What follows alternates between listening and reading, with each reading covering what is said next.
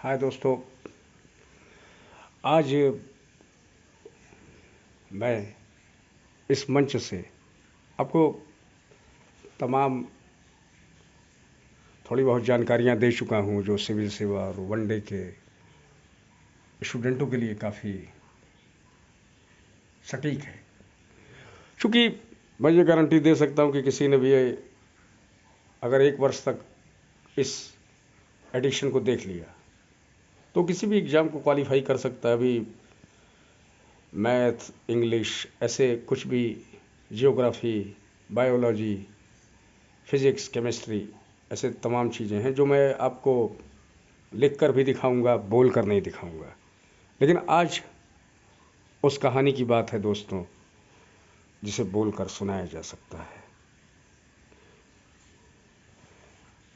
उस कहानी को बोल कर सुनाया जा सकता है इसलिए क्योंकि वो कहानी जो शायद ऐसा लगे कि बहुत पुरानी है या नई है, लेकिन नहीं, वो कहानी बिल्कुल लेटेस्ट है। न पुरानी है, नई नहीं है, वो कहानी अभी की है, अभी की। एक गांव में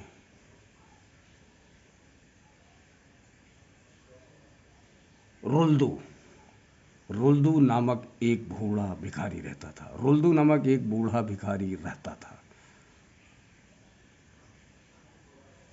उसका जीवन परिचय यह था कि उसका सिर्फ एक ही पुत्र था जिसकी शादी हो जाती है,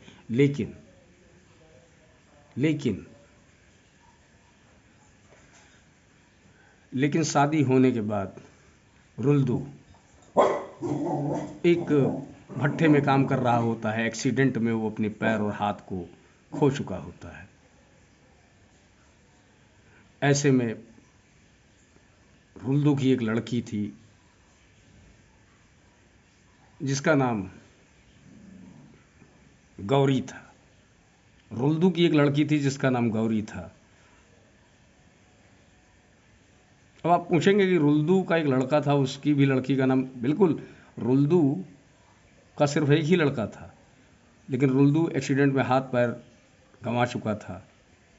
और ऐसी स्थिति में जब उसकी पत्नी अपनी लड़की को छोड़कर दूर कहीं चली जाती है, उसकी पत्नी मेनका, तो रुल्दू यह सोचता है कि अब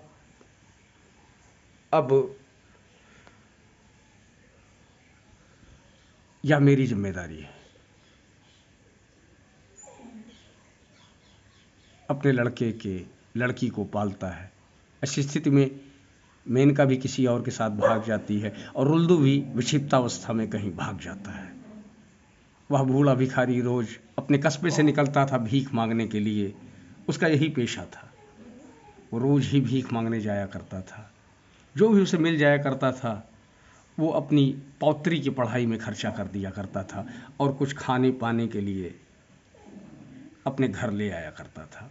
वो एक झोपड़ी घास फूस की, उसको उसमें सुकून था, लेकिन वो अपने धंधे से बेइंतहा इश्क करता था।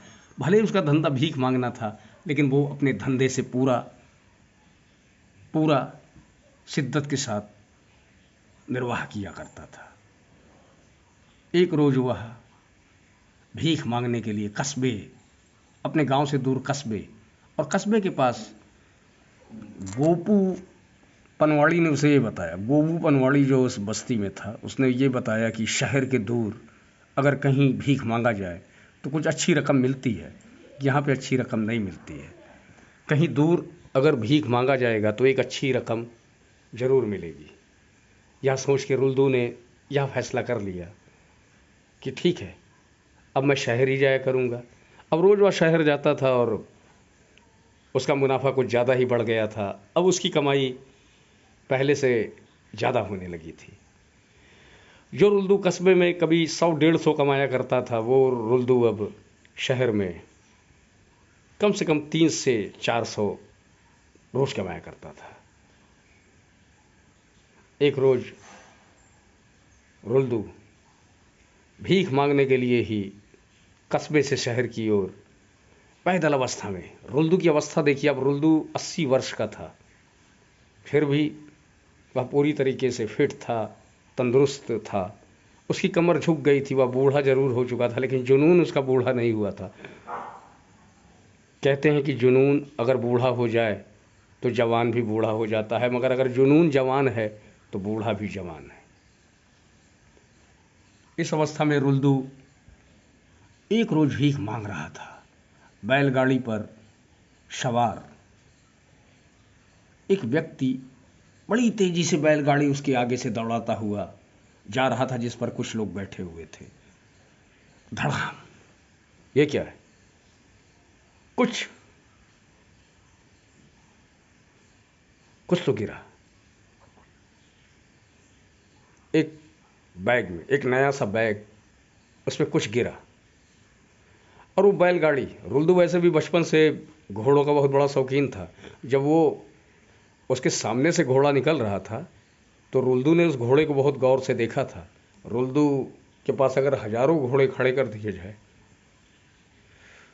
तो वो पहचान सकता था कि इस घोड़े को उसने कब देखा था, इस घोड़े की नस्ल क्या है। ये उसने सिर्फ उस घोड़े को देखा था और वो बैग गिर गया। रुल्दू उस बैग को उठाया। उसने सोचा कि वो बैलगाड़ी का पीछा करे, लेकिन मैंने पहले भी कहा कि उसकी अवस्था ऐसी थी कि बड़ी थोड़ी देर में वहां तक पहुंचा। अब उसने बैग उठा तो लिया, और उस बैग में उसने देखा तो कुछ सोने के आभूषण और कुछ पैसे थे। कुछ सोने के आभूषण और कुछ पैसे थे। यह देखकर रुल्दू बहुत प्रसन्न हुआ कि आज लगता है भगवान ने मुझे मेरी गरीबी से मुक्त कर दिया। अब मैं अपनी पौत्री को उस सरकारी स्कूल से निकालकर एक प्राइवेट स्कूल में पढ़ाऊंगा। मेरी बीवी जो पिछले 60 वर्षों से एक गरीबी की जिंदगी जी रही है, वह कितनी प्रसन्न होगी।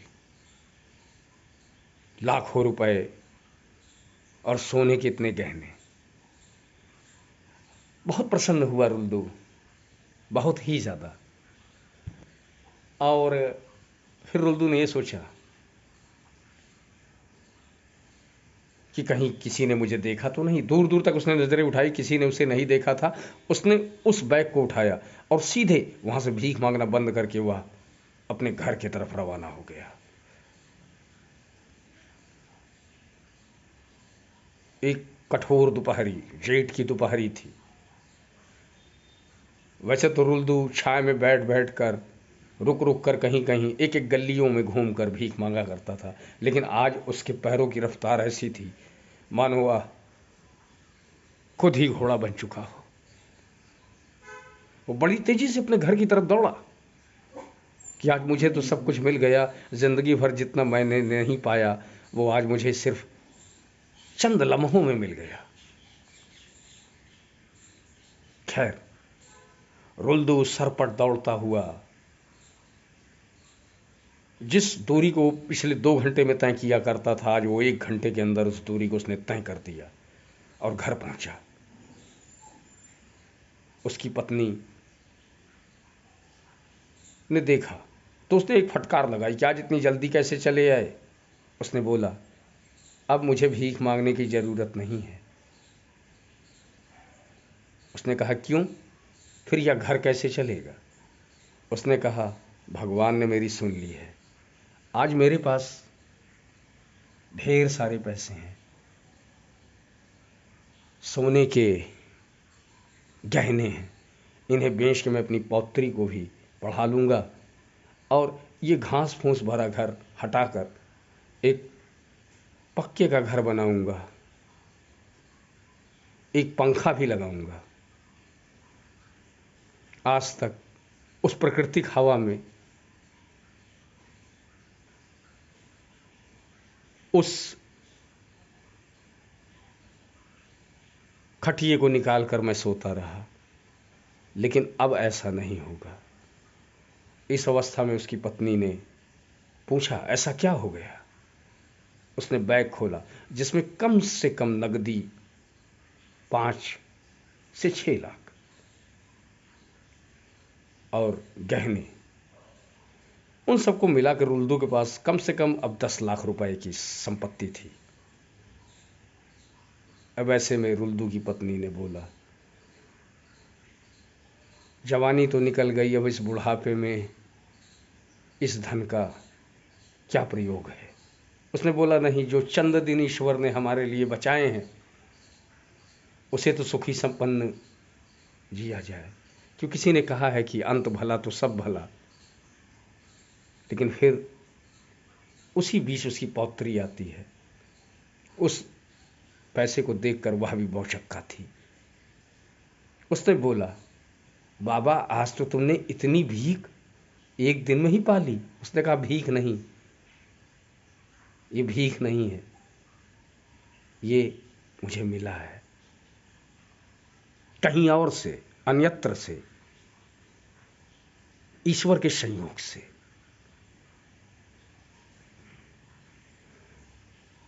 अब विडंबना यह देखिए कि पौत्री जो कि यह जानती थी कि मेहनत का कमाया हुआ पैसा हमेशा मेहनत का होता है और बेतुके ढंग से पाया हुआ धन हमेशा ही पराया होता है, उसने कहा, इस धन का कोई मतलब नहीं, यह जिसका है उसे क्यों ना लौटा दिया जाए। अब रुल्दू इस बात को सोचने लगा। इस बीच उसकी बीवी भी बोली, ना जाने किस अवस्था में किसने यह पैसे संचित किए थे, यह तुम्हें कहाँ मिला? उसने तुरंत बताया कि उस कस्बे के बाहर मुझे यह संपत्ति मिली है। लेकिन तुम लोग ऐसे टाल मटोल क्यों कर रहे हो? उसकी पत्नी जो बहुत ही सदाचारी थी, उसने कहा, इस धन का हमें कोई भी मान नहीं है। इस धन से हम एक वैभवशाली जिंदगी तो पा सकते हैं, मगर एक वैभवशाली चरित्र नहीं। अब रुल्दू इस बात को समझ चुका था, क्योंकि रुल्दू की ईमानदारी की कहानियां यहाँ मशहूर थी। रुल्दू ने हमेशा ही जिंदगी में ईमानदारियों का प्रयोग किया था। उसने तुरंत ही उस संपत्ति को उठाया और उसने कहा, मैं जाता हूँ, वहाँ खड़ा रहूँगा। मैंने इंसान की शक्ल नहीं देखी थी, सिर्फ उस घोड़े की शक्ल को देखा था। वह अगर मुझे मिल गया तो यह संपत्ति मैं उसे लौटा दूंगा। तुमने सही कहा, मेहनत से कमाया हुआ पैसा और बेगारी से पाया हुआ पैसा कभी एक बराबर नहीं हो सकते, कभी एक बराबर नहीं हो सकते। यह देखते ही वह सायंकाल को फिर घर से निकला, उस बैग को टांगे हुए।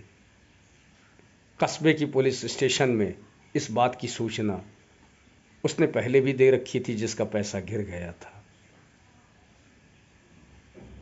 और वहां पर बहुत से लोगों ने इस बात की पुष्टि कर दी कि यह पैसा और यह आभूषण मेरे हैं। रुल्दू अब पहुंचता है। जब रुल्दू उस गोबू पनवाड़ी से पूछता है तो उसने कहा, क्या हुआ? उसने कहा कि मुझे कुछ संपत्ति मिली है जो किसी की गिर गई थी। उसने तुरंत बोला कि हाँ, पुलिस में वो रिपोर्ट दर्ज कर दी गई है। अब रुल्दू वहां पहुंचता है। पुलिस स्टेशन के बीच में उस भीड़ को चीरते हुए वह उस बैग को टांगे हुए,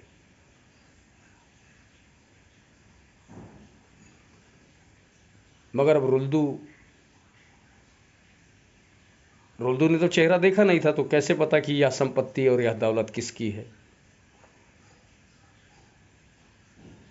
यह संपत्ति यह दौलत किसकी है उसे कैसे पता चलता? लेकिन उसने तुरंत इस बात की पुष्टि की कि हे मालिक, अगर मेरे सामने मालिक का घोड़ा प्रस्तुत किया जाए तो मैं उसे पहचान लूँगा। उसका यह कहते ही उसके यह कहते ही वह मालिक भी वहीं बैठा था। उसने कहा, हाँ, मैं अपने घोड़े को भी साथ लाया हूँ जो इस पुलिस स्टेशन के बाहर है। विडंबना यह देखिए कि घोड़े के साथ सिर्फ वही आया था, मतलब वो तांगा भी उसमें लगा हुआ था। यह देखते ही जो फ्रॉड लोग उस पैसे पर अपना दावा ठोंक रहे थे, उन्हें पुलिस ने तुरंत अरेस्ट किया और वास्तविक मालिक की पहचान कर ली गई। रुल्दू ने सारी संपत्ति लौटाई। जब उससे यह पूछा गया कि तुमने यह संपत्ति क्यों लौटा दी, उसने कहा, शुरू में मुझे लगा कि मैं किसी और की ज़िंदगी बसा सकता हूँ। अपनी ज़िंदगी का बहुत सा अरसा मैं जी चुका हूँ, लेकिन फिर मुझे यह एहसास हुआ कि यह पैसा शायद किसी के काम का हो, और किस काम का होगा। सामने बैठे उस व्यापारी, एक मध्यम व्यापारी, उसने कहा, हाँ, यह पैसा मेरे लड़की की शादी के लिए संचित किया था। मैं भी एक गरीब इंसान हूँ, लेकिन आपकी महानता को मैं प्रणाम करता हूँ। अब पुलिस उन फ्रॉडियों को जब अंदर कर रही थी, इस बीच रुल्दू पुलिस स्टेशन के बाहर कब आ गया, यह पता किसी को नहीं था। रात्रि हो रही थी, वायु बिल्कुल समाप्त थी, गर्मी की उमस रात को भी चीर रही थी। वह पसीने में भीगा हुआ था। उसे तो सिर्फ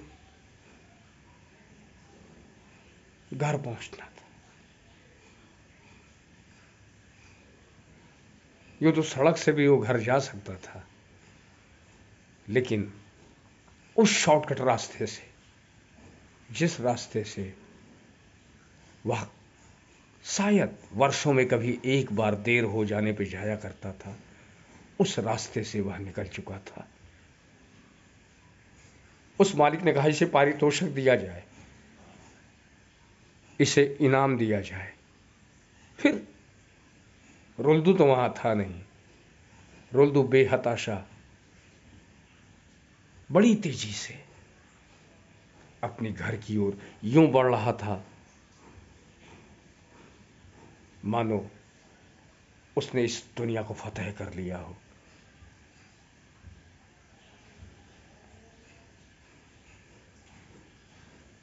लोग रुल्दू को नहीं देख सके, मगर रास्ते में रुल्दू अपनी झुकी हुई कमरों के साथ इस तरह चल रहा था मानो आज वह स्वयं उस घोड़े से ज्यादा पराक्रमी हो चुका था, जिसका पहचान उसके सिवाय कोई और नहीं कर सकता था। कोई और नहीं कर सकता था। कोई और नहीं कर सकता था।